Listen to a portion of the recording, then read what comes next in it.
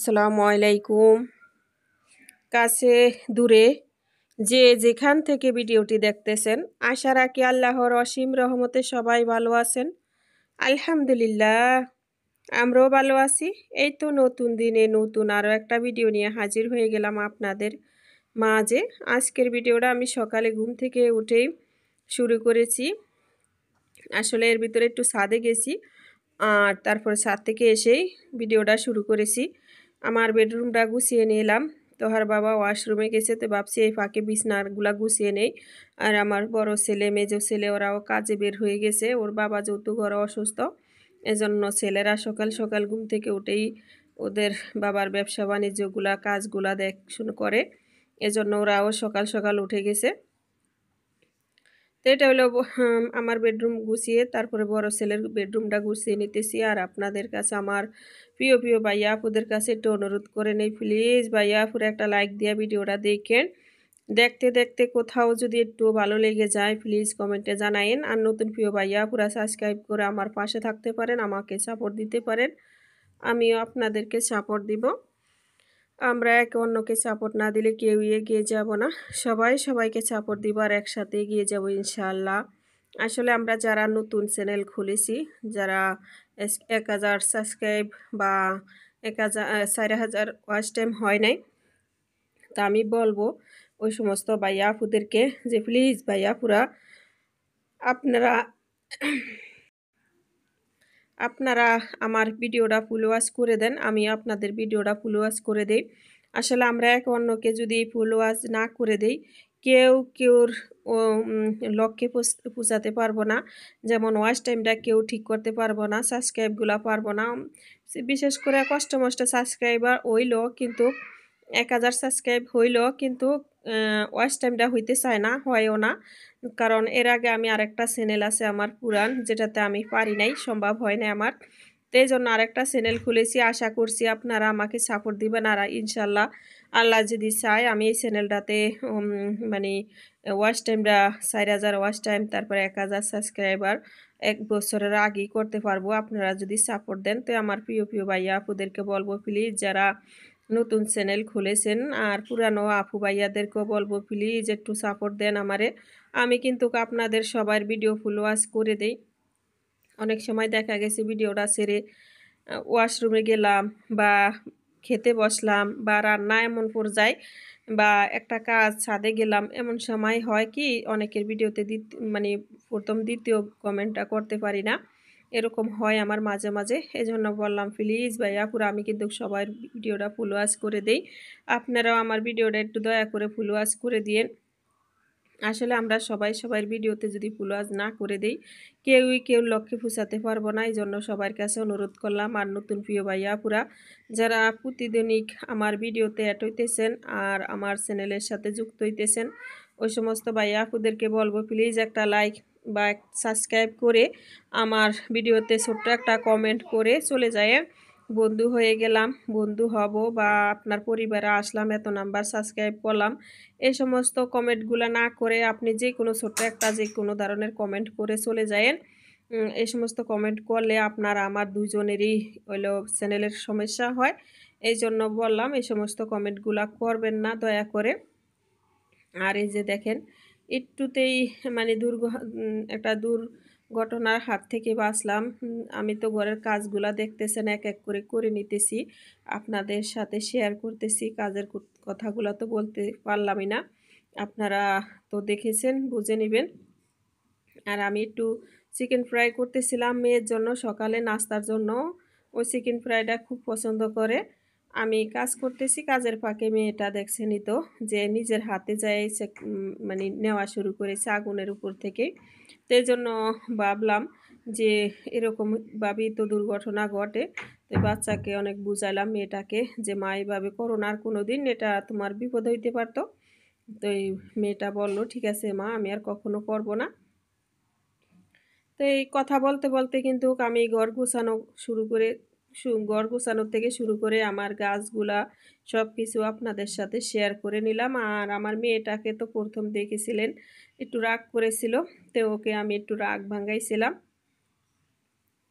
আর এদিকে আমি কিন্তু আপনাদের সাথে শেয়ার করছিলাম যে আমার চীনা হাঁস ডিম নিয়ে বসছিল। তো এই ৯টা ডিম নিয়ে বসছিল, কিন্তু অনেকগুলাই নষ্ট হয়ে গেছে, খালি 2টা ডিম পড়ছে। তো এই যাই হয়েছে আলহামদুলিল্লাহ, এত কিউট লাগতেছে বাচ্চাগুলা। তো একবার ঘরের কাজগুলা শেষ করে নিয়েছি, এখন নিজের একটু যত্ন নিব। এর ভিতরে হয়তো দেখেছেন নাস্তাও দেখাইছিলাম, রুটি, চা, রং চা। তো তোহার বাবাকে নাস্তা দিয়ে দিছিলাম, ওষুধ দিয়ে দিছিলাম। তো আমি আমার একটু যত্ন নিতেছি। আমার হলো তোহার বাবাকে নিয়ে ডাক্তারের কাছে দৌড়াদৌড়ি করতে করতে আমি নিজেও একটু অসুস্থ হয়ে যাইতেছি। আমার যত্ন বলতে আমি হলো এখানে একটু খাওয়ার সোটা নিছি, আর তার ভিতরে একটু লেবুর রস নিয়ে নিতেছি। হয়তো অনেক আপুরাই জানেন যে আমার আলসার আছে, আলসারের ব্যথা। তো এই প্রচণ্ড পেট ব্যথা করে। এটা আমার মানে একজন বলছিল যে এটা খাইলে নাকি ওনারও আলসার আর পেট ব্যথা করে। তো উনি নাকি এটা খাইলে নাকি গ্যাস্ট্রিক কমে, প্রচুর কমে। তো এই জন্য আমি ভাবছি যে ঠিক আছে আমি একটু খেয়ে দেখি। তো আজই প্রথম এই যে নিতেছি, খাইবো, খাইয়া দেখবো। তো এই যেহেতু খাওয়ার অনেক পরে বয়স দিতেছি, তো এই একটু হালকা আরাম পাইছি। যেমন পেট ব্যথাটা একটু কমছে, আমার একটু হালকা আরাম পাইছি খাওয়ার পরে। আসলে সোটা আর লেবুর রস এটা তো একটা মেডিসিন, মানে মেডিসিনের মতোই কাজ করে। আর এখানে হলো যে চিয়া সিডটাও আমি হলো ঘুম থেকে উঠেই ভিজিয়ে রেখেছিলাম। তো এই এখন হলো খেয়ে নিয়েছিলাম, খেয়েই ঘরটা ঝাড়ু দিয়ে নিতেছি। তো আমার ছেলের এখানের এই গাছটা আমি একটু চেঞ্জ করে দিব। আমার রুমের প্রথমে দেখছিলেন যে গাছটা, তো এই গাছটা হলো এখানে দিব, আর আমার এই গাছটা আমার রুমে নিয়ে যাব। টপ আনা হইতেছে না। তো ছেলেরাও ব্যস্ত থাকতেছে, আর আমিও প্রচুর ব্যস্ত থাকতেছি। এজন্য ঠিক মতো কোনো একটা কাজ করে উঠতে পারতেছি না। আসলে বুঝিনি তো যেসব আপুরা সংসার করেন, যে স্বামী ঘরে অসুস্থ থাকলে আর ব্যবসা বাণিজ্য থাকলে তাদের মানে অবস্থা কীরকম হয়। তো একটু ব্যবসা বাণিজ্য আছে, এই জন্য অনেকটা মানে দূরের উপরে থাকতে হইতেছে ছেলেদের, আমারও। তো এখানে প্রচুর বৃষ্টি আসছিল, তো আমি জানালাটা খুলে দিয়ে গেছিলাম, মনে ছিল না আর আটকাইতে। আয়সা দেখি এই যে পানি দিয়া ভিজা গেছে গা।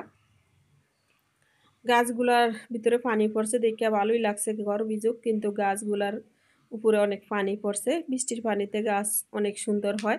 তো এখানে ফার্নিচারগুলো মুছে নিতেছি। আসলে আজ কথাগুলো তাড়াহুড়া করে বলতেছি, জানি না কেন, একটু রিল্যাক্সে কথা বলতে পারতেছি না।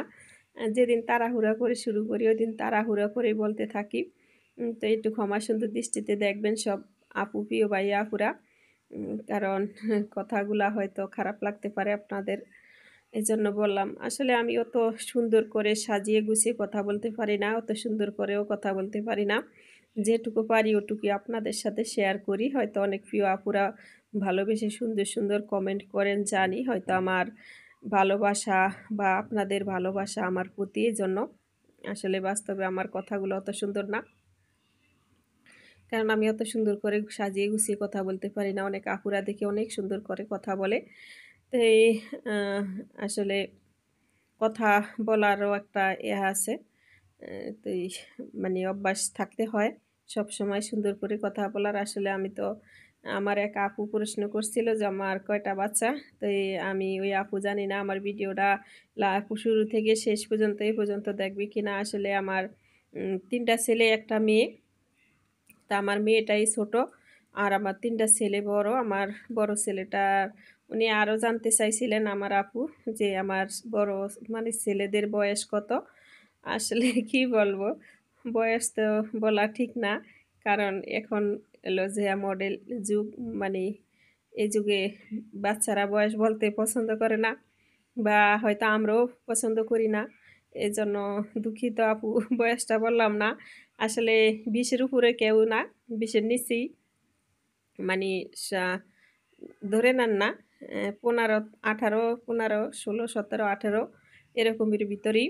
আমার মেজো ছেলে আর বড় ছেলে বেশি বয়সে পার্থক্য না, 2.5 বছরের পার্থক্য, 2 ভাই। তারপরে আমার ছোট ছেলে আর মেয়ে পার্থক্য অনেক, কারণ 7 বছরের ছোট বড়, ওরা 2 ভাই বোন। আর কথা বলতে বলতে আসলে অনেকগুলা কথাই বলে ফেলেছি। আসলে কি জানেন, সন্তান হইলো আল্লাহর দান। তো এই আল্লাহ পাক রাব্বুল আলামিন কাছে হয়তো আমার যেটুকু রিজিকে ছিল আল্লাহ আমার কাছে ওটুকুই দিয়েছে। আমার ৪ টা সন্তান। হয়তো অনেকের কাছে বড় ফ্যামিলি হইতে পারে, অনেকের কাছে সন্তান বেশি হইতে পারে। আসলে আমি তো মা, আমার কাছে আমার সন্তানেরা বেশিও না। আর আমার কাছে আমার সন্তানেরা কোনো বোঝাও না। আর আল্লাহ পাক আমাকে ৪ টা সন্তান দিয়েছে কিন্তু আমার ২ টা সন্তান ছোট। আর ২ টা সন্তান মাশাআল্লাহ সবকিছু বোঝার মতো বয়স হয়েছে ওদের। তো এই এক সন্তান ভালো খারাপ কখন বুঝবেন জানেন? যখন দেখবেন আপনার সন্তানেরা আপনার হাতের কাজটা করা মানে করে দেওয়ার মতো বয়স হয়েছে, ওরা করতেছে না। আপনার দুঃখ কষ্টগুলি বুঝার মতো ওদের বয়স হইছে, করতেছে না। কিন্তু ওইসব এই সময় বুঝবেন যে আপনার সন্তানটা ভবিষ্যতে আপনার পাশে থাকবে কি থাকবে না, আপনার দুঃখ বুঝবে কি বুঝবে না। তো আল্লাহর কাছে শুকরিয়া আলহামদুলিল্লাহ আমার সন্তানেরা আমার কষ্ট বোঝার চেষ্টা করে, ওর বাবার কষ্ট। যেহেতু বোঝেন যে আমার তোহার বাবা মানে ওদের বাবা অসুস্থ ঘরে। কিন্তু আমার ২ টা ছেলে রাত মানে একবারে সকাল ৮টা থেকে শুরু করে রাইতে ১০টা-১১টা পর্যন্ত প্রচুর পরিশ্রম করতেছে ওদের বাবার কষ্ট বুঝে বুঝেই। তো সবাই ভালো থাকেন, সুস্থ থাকেন। সবার সুস্বাস্থ্য কামনা